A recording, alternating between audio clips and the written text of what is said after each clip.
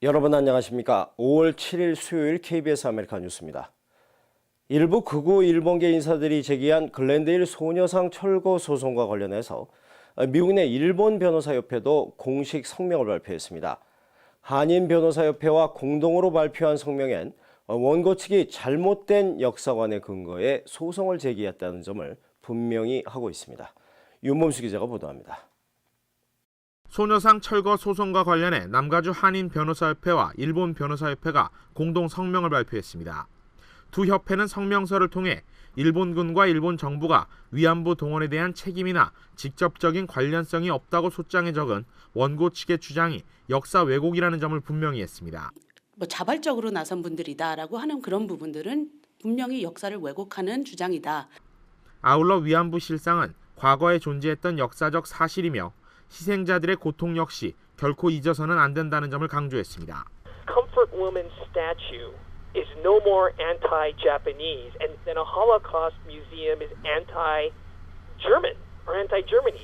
It's just a historical episode that was unfortunate and brutal, and as human beings, we want to, remember this experience so that it's not repeated. 두 협회 변호사들은 개인적인 의견임을 전제로 극우 일본계의 이번 철거 소송이 법적 근거가 매우 취약하다고 설명했습니다. 소녀상이 연방 헌법에 위배되지도 않으며 글렌데일 시의 조례 요건상의 문제는 시의 고유 권한으로 해석했습니다. As we discussed, I think the constitutional claim will probably get dismissed. 외교 부분에 침해를 한다라는 부분은 저는 그 부분은 법적인 메리트가 없다고 생각하고요. 그 두 번째 주장하고 있는 내용은 글렌데일 시티 내에서 해결할 수 있는 부분이라고 생각합니다. 두 협회의 공동 성명서 채택 발표는 극우 일본계 측의 철거 소송으로 인해 미국 내 한일 양 커뮤니티의 관계가 훼손되는 것을 우려한 데 따른 것입니다. 따라서 오랜 기간 미국 내 다민족 공동체로 살고 있는 두 커뮤니티가 역사 왜곡을 통한 분열이 아닌 화합과 더 나은 미래를 위해 힘써야 한다는 내용도 성명서에 담겼습니다.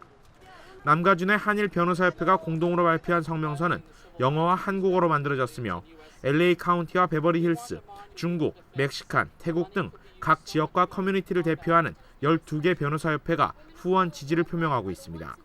KBS 뉴스 윤범수입니다. 지난달 10명의 생명을 앗아간 학교 투어버스 대형 충돌 사고가 있었습니다. 사고 이후에 사망자 피해 학생 가족들은 페덱스사와 버스 회사를 상대로 개별적인 소송을 제기했었는데요. 그 같은 소송이 이젠 상해 피해자 가족들에게까지 확산되고 있습니다. 노승욱 기자의 보도입니다. 바이올린 연주자를 꿈꾸던 마일스 힐군. 북가주에 위치한 험볼트 대학 투어버스에 다른 40여 명의 학생들과 함께 몸을 실었습니다. 핸드폰으로 게임을 하다 고개를 든 마일스 군이 본 것은 버스를 향해 달려오는 커다란 트럭. 굉음과 함께 사방은 불바다로 변했고 마일스 군은 가까스로 창문을 깨고 탈출할 수 있었습니다. Seeing the truck coming at me, and I figured all was lost and I was done. It was over. 10명의 목숨을 앗아간 이 사고로 마일스 군은 전신 화상을 입고 왼쪽 빗장뼈가 부러지는 중상을 입었습니다. 그리고 바이올린을 다시 연주할 수 없을지도 모른다는 의사의 말을 듣게 됩니다. Put it simply, my soul was crushed. That's the best description I can give. It's the most depressing thing that I've ever heard, really. 마일스 군 측 변호사가 제기한 소장에는 사고의 원인을 제공한 페덱스사와 투어버스 회사인 실버라도 스테이지스에게 공동 책임을 묻고 있습니다. 페덱스사는 트럭 안전 점검을 소홀히 한 점, 그리고 버스 회사는 비상시 탈출할 방법을 미리 마련하지 않은 과실이 소송 대상입니다. 이 소송에서 이기게 될 경우 마일스 군은 의료 비용과 함께 피해 보상을 받게 됩니다. Filing the lawsuit today because we still don't have answers on what happened that day and why the bus came across the median. We've named FedEx as well as the bus company that arranged the tour. 이에 대해 페덱스 측은 성명서를 발표했지만 소송에 대한 직접적인 언급은 피했습니다. 이번 사고 관련으로 지난달에는 사망 학생 피해자 가족이 1억 달러의 소송을 제기한 바 있습니다. 아직까지는 개별적 소송에 그치고 있으나 사망자가 10명에 이르고 상해 피해자 대다수가 학생인 점으로 미루어 앞으로 집단 소송이 제기될 수도 있다는 전망입니다. KBS 뉴스 노수옥입니다. 오바마 대통령이 오늘 LA를 방문했습니다. 대통령은 오늘과 내일 이틀간에 걸쳐 기금모금 행사에 참석하고 USC 대학 쇼어 파운데이션 주최 모임에서 연설할 예정입니다. 대통령의 LA 방문으로 이틀간에 걸쳐 비버리 힐즈 등 LA 일부 지역에선 일시적인 교통 체증이 예상됩니다.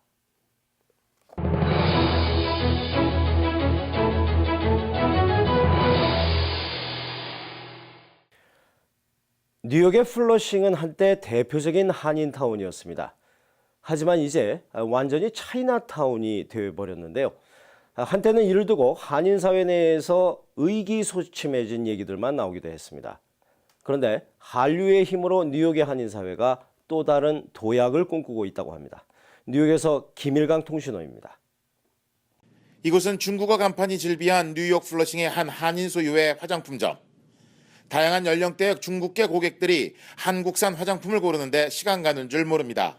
A lot of Chinese people, they're inspired by Korean makeup because they watch a lot of Korean dramas. And right now, the K-pop industry.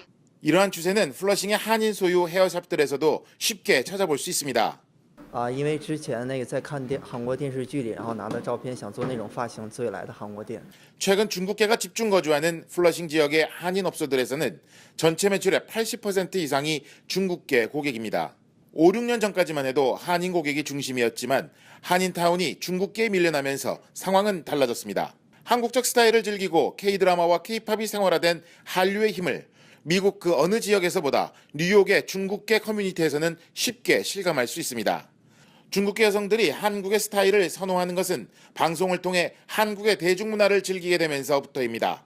이제 KBS 월드 채널을 단순히 영어가 아닌 중국어 자막으로까지 즐기게 되면서 가디미 논 중국인들도 한국 드라마에 대한 사랑을 계속 이어갈 수 있게 됐습니다. 最近我们比较爱看的就是 Big Bang， 然后就是太阳满意的这个电影。下面要是如果说有中国字的话，就是对我们在中国已经住了很久的人来说，就是理解力比较快一点。 한때는 뉴욕의 대표적인 한인타운이었던 플러싱. 이제는 차이나타운이 됐지만 한인들의 문화와 힘은 이곳에서 또다시 새로운 탄생을 꿈꾸고 있습니다. 지금까지 뉴욕에서 김일강입니다. 제니 옐런 미국 연방준비제도 의장이 경기 부양을 위해 유지해온 초저금리 기조를 바꿀 구체적인 시간표는 아직 없다고 밝혔습니다. 최근 주택시장 성장 둔화에 대해선 우려를 나타냈습니다. 김성진 기자의 보도입니다. 의회 청문회에 나온 옐런 의장은 1분기 혹한과 폭설로 잠시 주춤했던 미국 경제 회복세가 2분기에는 본격적인 상승 곡선을 그리고 있다고 진단했습니다. Many recent indicators suggest that a rebound in spending and production is already underway, putting the overall economy on track for solid growth in the current quarter. 다만 고용 상황과 물가가 연준 목표에 부합할 때까지 경기 부양 정책은 이어갈 것이라고 재차 강조했습니다. 지난달 실업률이 6.3%로 나타났는데 여전히 높은 상태고 인플레이션 역시 연준 목표치인 2%보다 낮은 상태라는 겁니다. 특히 주택시장의 성장세 둔화에 대해서는 강한 우려를 나타냈습니다. One cautionary note, though, is that readings on housing activity, a sector that has been recovering since 2011, have remained disappointing so far this year and will bear watching. 따라서 양적 완화 출구 전략이 끝난 후에도 상당 기간 초저금리를 유지할 필요성이 있고 금리 인상 시간표는 아직 없다고 못 박았습니다. 옐런 의장은 우크라이나 사태 같은 지정학적 긴장과 이머징 마켓 금융시장 리스크에도 우려를 나타냈습니다. 워싱턴에서 KBS 뉴스 김성진입니다. 한국에선 원달러 환율이 5년 9개월 만에 1,020원대로 급락하고 그 충격으로 주가도 1% 하락했습니다. 최근 환율 하락세가 워낙 가팔라서 한국 경제의 성장 엔진인 수출에 비상이 걸렸습니다. 정인성 기자의 보도입니다. 연휴를 마친 서울 외환시장이 문을 열자마자 미화 1달러 값은 1,030원 선 아래로 주저앉았습니다. 종가는 7원 80전이나 급락한 1,022원 50전, 5년 9개월 만에 가장 낮습니다. 지난 3월 말 1,080원 선이었던 것과 비교하면 한 달 반 만에 58원, 5.4%나 급락한 겁니다. 국내에 달러가 넘쳐나는 게 가장 큰 이유입니다. 경상수지 흑자 행진으로 기업들이 벌어들인 달러에 외국인 투자 자금도 계속 들어오고 있습니다. 한국 채권이나 주식의 매력도가 높아서 외국인 자금의 유입이 지속되고 있기 때문입니다. 원화 가치 상승이 수출 기업들의 수익성을 떨어뜨릴 거란 우려가 커지며 코스피도 1% 급락했습니다. 실제로 수출 비중이 80%인 현대 기아차의 경우 미화 1달러 값이 10원씩 떨어질 때마다 매출은 2천억 원씩 주는 것으로 추산됩니다. 대기업들도 어느 정도 부정적인 영향을 받겠지만 특히 이제 중소기업 생산성에 직접적인 영향을 받을 걸로. 현호석 경제부총리는 최근의 원화 강세를 예의주시할 것이라고 밝혔습니다. 올해 평균 환율을 1,050원으로 잡았던 수출 대기업들도 비상 대책 마련에 들어갔습니다. KBS 뉴스 정인성입니다. 요즘 이곳 미국에서도 최신 영화나 TV 프로그램을 무료로 이용할 수 있다는 인터넷 사이트 한 번쯤은 보셨을 텐데요. 세심히 살피셔야 되겠습니다. 한국에선 자그마치 17만 명이 여기에 속아서 소액 결제 사기를 당했는데요. 그 피해액이 88억 원에 달합니다. 김영은 기자입니다. 무료로 영화나 드라마를 내려받을 수 있다는 인터넷 사이트.